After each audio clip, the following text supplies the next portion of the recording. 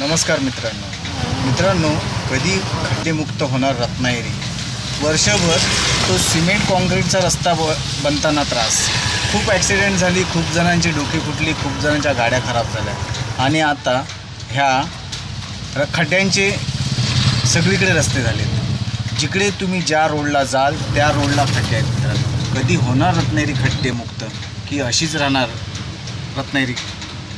कारण नगरपरिषद आपल्या परीने काम करत आहे, पण काम करून झालं की 2 दिवसांनी परत ते खड्डे उकरून परत तो खड्डा पडतो आणि अख्ख्या रस्त्याला खड्डे झालेत मित्रांनो। अक्षरशः गाडी चालवताना प्रत्येक माणसाच्या मणक्याला त्रास होतोय। कधी होणार विचारते रत्नागिरी, खड्डेमुक्त कधी होणार रत्नागिरी?